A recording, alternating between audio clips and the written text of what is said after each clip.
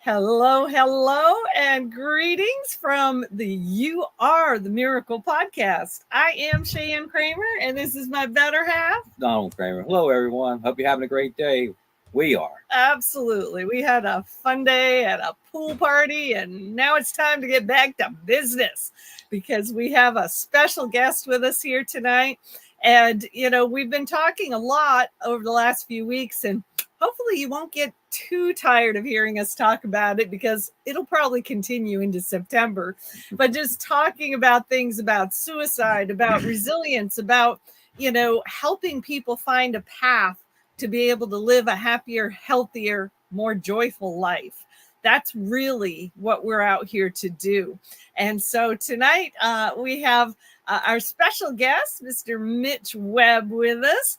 And boy, has he got some stories to share. Talk about resilience, guy. This guy is it. Welcome to the show, Mitch. Thanks so much for having me. My pleasure. Good deal. Good deal.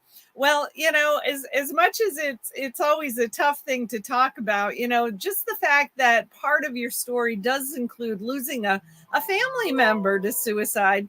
Are you willing to kind of start there in terms of not only, anything, if there's a backstory to that, but how it's affected you is especially what we're interested in hearing about. That's interesting. I didn't think we would start right there. How has it affected me? I mean, it ripped my heart out. At the time, my brother was going through some health issues, and going back, what I always said was it wasn't a surprise. It was shocking.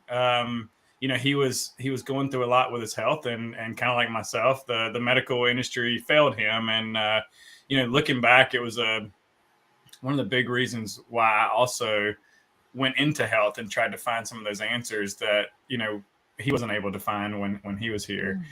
And, gosh, how do I answer that? How he was affected.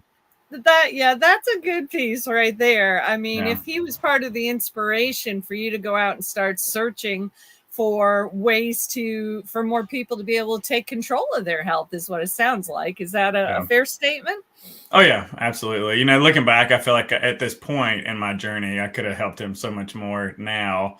And I'm thankful for that. And that's definitely a passion and a purpose that came out of that.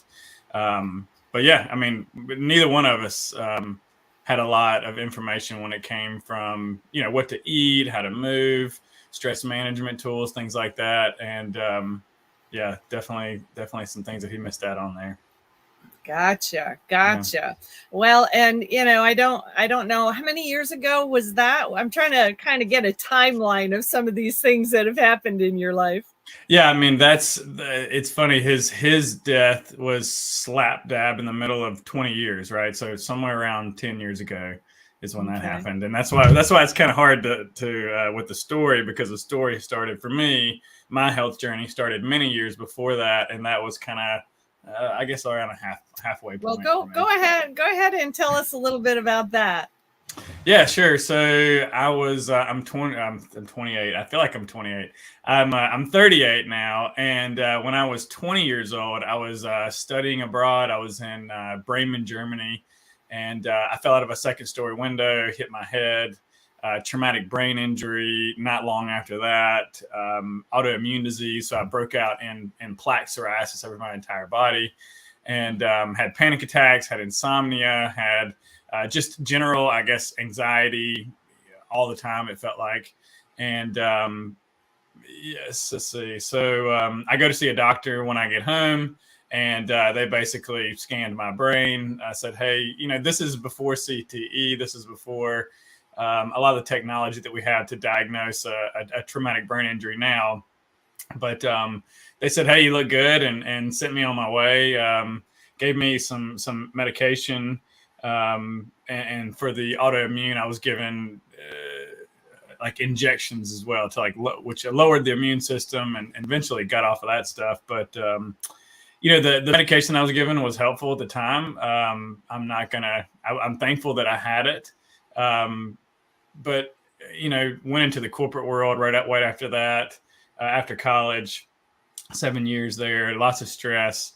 Also moved into a house that had black mold in it. And because of the environment I was living in, I also had I had black mold and had Lyme disease, and so it's a tick-borne illness, and they're very similar, Lyme disease and mold toxicity in the symptoms, kind of like brain fog. I remember not being able to drive to work in my hometown. I didn't know where I was, and just chronic fatigue. The insomnia went on. Found out that I had heavy metals. Eventually moved out of the house, detoxed from the Lyme, the heavy metals, and I found out at that time that I also had diabetes, or more like metabolic issues, if you will. So we reversed the diabetes, we detoxed the Lyme and the mold, getting out of the house and doing some different herbal antibiotics and things like that. And I fall in love with health and wellness, and eventually left the corporate world, started my own business, just health coaching. In the beginning, it was kind of nutrition and exercise. It's definitely evolved since then. But I was going to see one of my first clients. Once we'd moved to a bigger city, I was going to see a client, got hit by a dump truck. And so that was my second traumatic brain injury. And lucky to be alive for sure, but it was debilitating. I had post-concussion syndrome for about a year. And then once I got better from that, I got long haul COVID 3 times in a row. So for about 3 years, I'm 185 pounds now. My gut completely, I was shut down from my throat to the bottom, and couldn't eat, went down to 140 pounds. Hormones were a wreck. Was in the best shape of my life and wasn't able to exercise for about 4 years after that. And just got a kind of dark night of the soul, and different layers taught me different things, and it evolved my thinking and my beliefs around what is health and what is healthy, and what do we need to heal. And that I'd say that. So the car accident was probably 5 years ago. And the long haul COVID, it's been about a year or two since I've been out, probably 2 years since I've been away from that. Wow. Yeah, Wow. that's unbelievable. You just stacked one thing on top of another on top of another. What do you feel some of the biggest takeaways that you've had from these experiences? What have you learned? Wow. A lot of lessons. And that's why in the coaching world, that's what I'm sharing, is the things that I learned. I think first lesson was, food is medicine, and the better I ate, the better I felt. I was always looking for the perfect diet to heal me.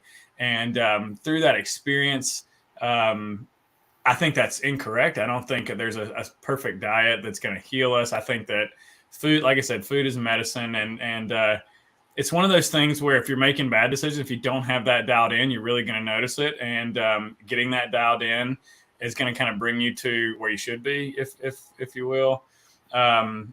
Big believer in movement, and the right kind of movement for the person I'm working with, or for myself. A lot of times you see this punishing, masochistic type of approach when it comes to exercise, and even like cold exposure and heat, and detox. All of these things can get really aggressive, and can be someone's like chasing your tail, and stress is stress. So the more we add stress can be a good thing, but also you got to kind of look at your life and say, where should I add it? Is that going to be in the food? Is that detox? Is it, what's your home life like? What's work like? So I think stress is another lesson. And then, just recently in the conversations we've been having, I think that the unprocessed emotional trauma that we experience, I think that is a root cause for many of us. And that's what I'm really interested in, and have been interested in the last 2 years, and have been studying and applying and seeing just amazing results. And for someone who didn't really know how to even define mental health 2 years ago, it's the root cause that my body's been craving. And so there's a lot of lessons there, and then I'll continue to learn. I'm a lifetime student. I don't think I've got it figured out, but I think you're making great progress. You definitely are. I mean, you've been through traumatic brain injury twice. First time doesn't even sound like it was properly diagnosed. Mm-mm. I mean, what kinds of tools have you found that have been able to help you to, heal and get back to being able to live as normal of a life as we can call it normal these days? So like, what tools have I used to manage a traumatic brain injury? Is that the question? Mm-hmm. Yeah, I mean, initially it was diet. I was a big fan of the ketogenic diet at the time. I am someone who overdoes things, so a little something that's good, more has got to be better. And so I ended up giving myself a thyroid issue from too low carb for too long. It did help me reverse the diabetes, fix the insulin resistance, metabolic issues that were going on. But now I would just, I got to where I was demonizing sugar and carbs, and especially for someone who's active, we don't want to do that because it can lead to different hormonal and metabolic issues down the road. But I think the ketogenic tool it's a fantastic tool when necessary, and when it comes to the brain, it seems to really be an effective strategy. And from there, I think sleep is so important whenever we've had head injuries, and when it comes to sleep, it just sleep hygiene and different environmental stress or different environmental factors, like maintaining a healthy circadian rhythm by, getting in sunlight in the morning and blocking blue light at nighttime. All those things are key when you're managing a brain injury, because, having light at nighttime can just kind of alter that circadian rhythm. So where you're people who are maybe getting in bed and they're sleepy all afternoon, and they get in bed and they're just wired and tired. And that can come from some of the getting blue light or getting light in general at different times throughout the day. So we've talked about diet. We've talked about sleep. Again, I'm going to go back to the emotions and being able to, especially as a guy, talk about what we're feeling and process that. And, and that comes to having good friends and family members around you, having, maybe a therapist if that's what's needed. And what I've found that's really helpful for me is really getting into the body and using like somatic exercises. I think that talk therapy and CBT are things that can be beneficial, and they're certainly a part of the puzzle when it comes to, me working on myself. But I've found that I can really intellectualize things and get into my head and try to figure them out, instead of going into the body and processing and feeling these deep emotions that aren't fun to feel, that we got taught when we were young not to feel. Maybe that's, hey, don't be angry, don't be sad, whatever that may be. I think feeling it what's the saying? We have to feel it to heal it.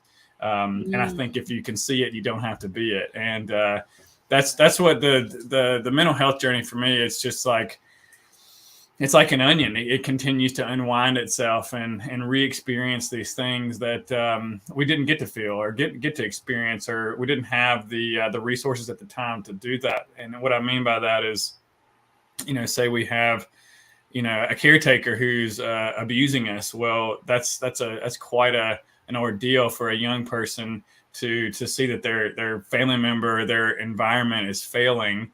And, in that moment, they don't have the option to run away or to fight. And so what do? We shut down. We go into that freeze mode, and that gets stuck in the body. That's what ends up being chronic disease and dysfunction of all these different systems in our body. And again, it's just a piece of the puzzle. You can't sit on your couch and manifest a new reality by talking about it. That is part of it.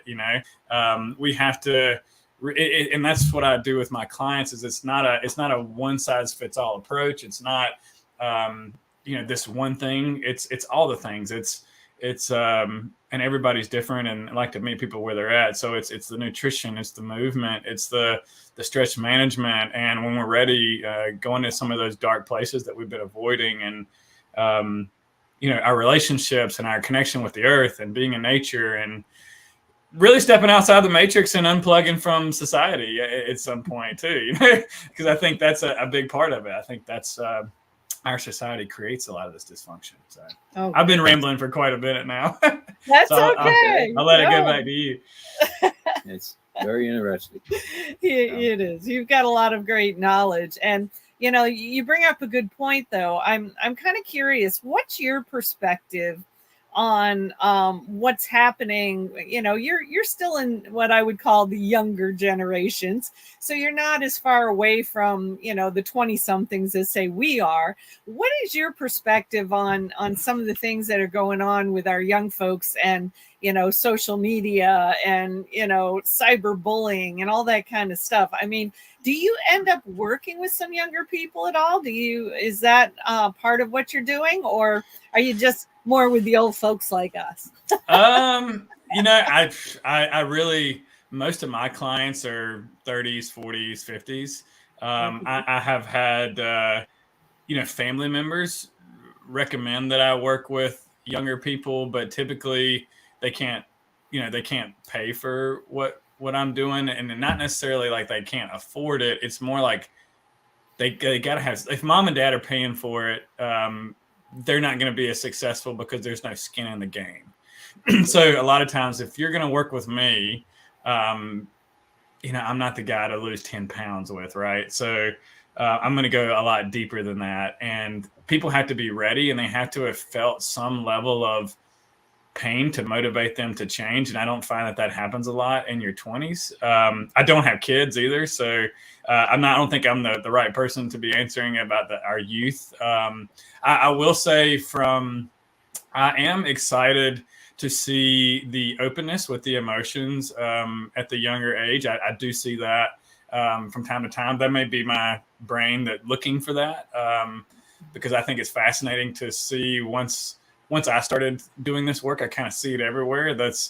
Could be your reticular activating system, kind of the car that you bought. You see it everywhere when you drive. But and I'm thankful for that. I mean, if that's my perception and my outlook, that things are going in the right direction or a healing direction, that's great. But yeah, I don't know. There's a lot of social media. There's a lot of disconnection in any generation now, and I don't know.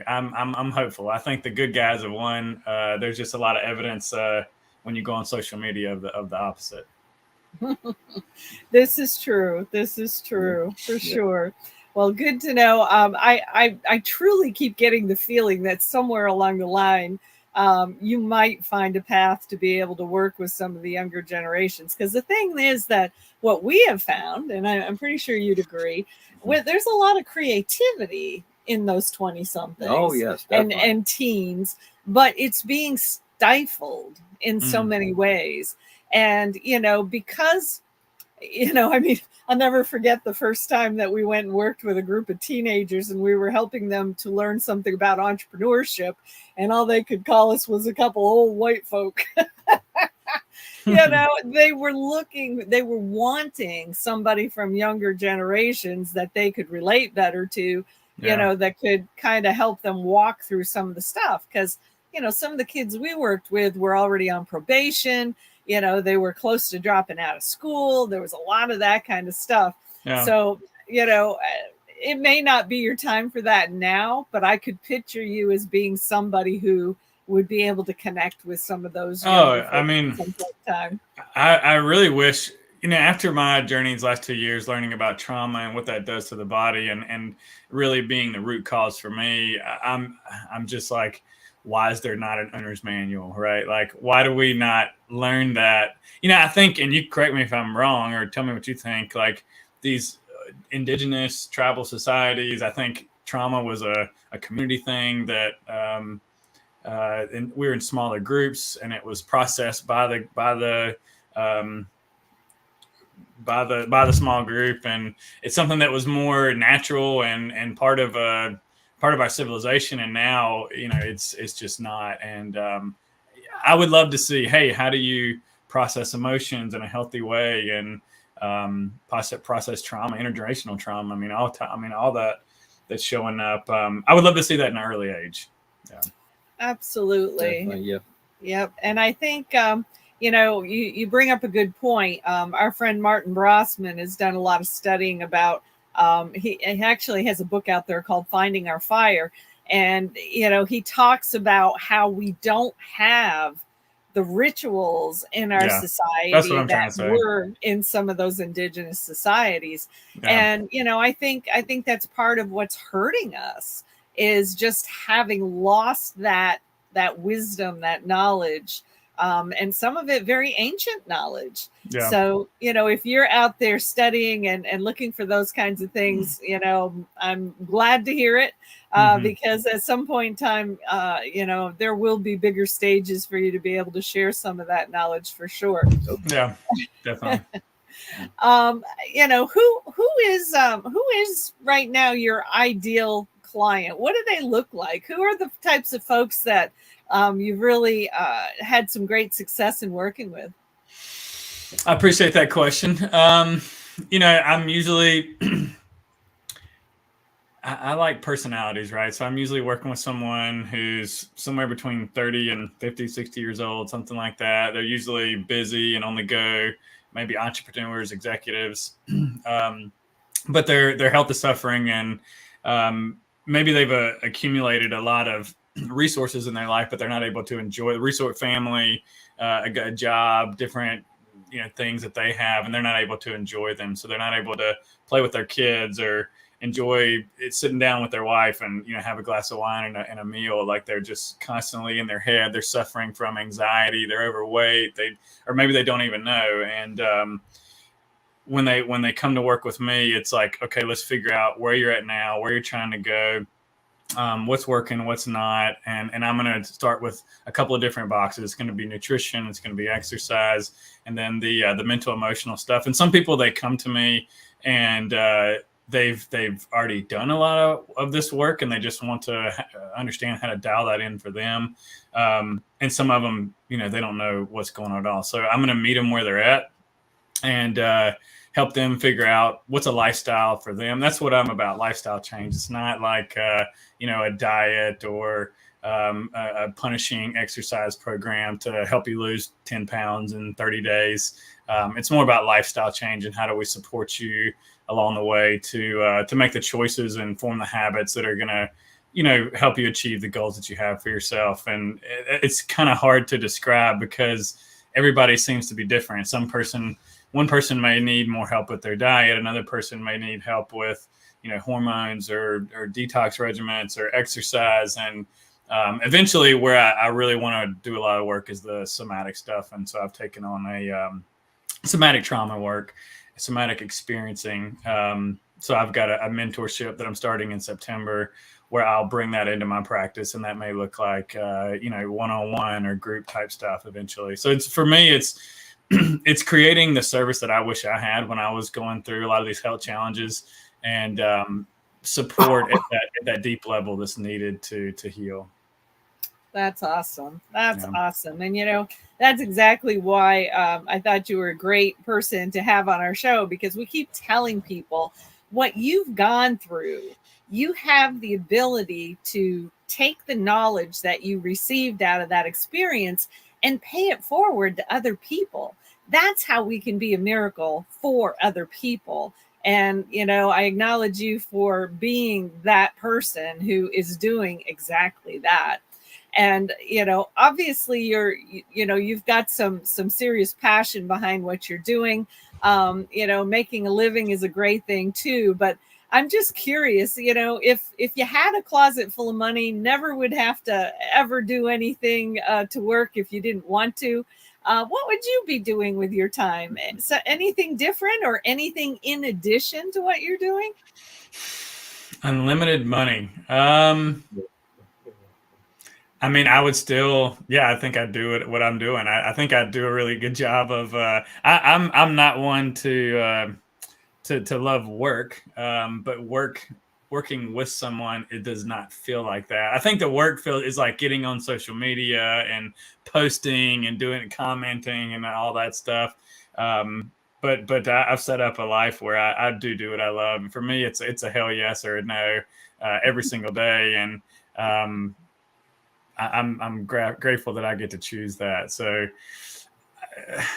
I may be on an island somewhere, you know, not answering as many phone calls, but that might get old after a short period of time. Yeah.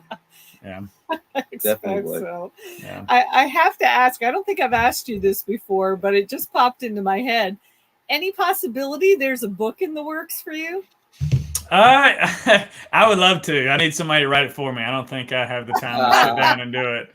But if I could like talk it out, I don't think I do like to write. It's just I feel like the book hasn't written itself yet. Like there's still some more stuff to play out here before I want to write it. More chapters, huh? Yeah. Yeah. I love it. Well, we always try to figure out, you know, if there's some big vision out there that you're striving towards. So yeah, no, I mean, mine's just helping people heal. I mean, and my business is coming together. It continues to evolve. Like when I first got started, it was nutrition and exercise, and I was just trying to do the best that I could to help people pay it forward, as you say. And this trauma stuff is really new, and it's been the way that it's helped me has blown my mind, and I just want to share that with as many people as I can. And I don't know how that's going to evolve and what it's going to look like. I like helping people, and I love learning new tools and ways to do that. Well, we are glad you're out here doing those things. We're sad you won't be able to be with us in September, but you know, this is one of our ways to try to help get your name out there, because I do believe you're doing some good work and that more people need to know about you. So, you know, I know there's been a couple people who've kind of stopped by and listened a little bit. If you catch this video later, please like it, please share it, please leave comments. And I bet you've got a question for Mitch. How do people get hold of you? If someone reaches you or asks you some questions? Yeah, sure. MitchWebb.com is my website. You can find me on Instagram at KMitchWebb, and I'm on LinkedIn, Mitch Webb, Facebook, Mitch Webb as well. There's a contact. Huh? Yeah. What'd you say? You're all over the web. Yeah. Web on webs. But at MitchWebb.com, there's a contact form, and you're free to reach me on any of the social media stuff as well. And for anybody that's listening, I do a free consult for anybody that's interested in talking to me and seeing if we're a good fit. I love it. I love it. Free consults are always a good thing. Oh yeah. Do you have any final words of wisdom that you'd like to leave with our folks? When I get asked that question, I love just saying, love yourself, man. There's a lot of people out there beating themselves up and trying to please others. And I think what I've learned through this mental health journey is the relationship with yourself, and how we speak to ourselves is how we interact with the world. And if you don't love yourself, it's hard to extend that to someone else. So the first journey, or the first thing to focus on, is learn how to love you for who you are, unapologetically, unconditionally. Okay. Very wise words. There's a lot of people a lot older than you that don't get that. So yeah, congratulations. I think it's one of the toughest things that when on this healing journey is learning to love ourselves. So we tend to be very critical. This is true. This is true. Well, Mitch, we appreciate you. We appreciate you coming on with us here tonight. And we remind everybody under our names here, we've got ignitethespark.co. That is the event we're doing September 21st. It's all about suicide prevention, but it's also about wellness. Learn about wellness outside the box, because unfortunately, there's far too many things that medical school is not teaching that could be helping. And people like Mitch, we're glad to recommend and say, go see him, go find him, get that free consult, and find out how he can help you be more empowered. Because as one of our many mentors, Dr. Peter Glidden, says, the intelligence that made the body knows how to heal the body. And Amen. sometimes we just need some help, some guidance, some tools to be able to kind of assist that higher power in helping us in that healing journey. So thank you, Mitch. You are one of the miracles that we've been looking for, and we appreciate you and wish you well. And I know that we will continue to build a relationship with you. Absolutely. Thank you for the opportunity to share. Absolutely. So take care. Have a good one, everybody. And Yep. we'll see you again next week on You Are the Miracle. Take care. Thank you. All right.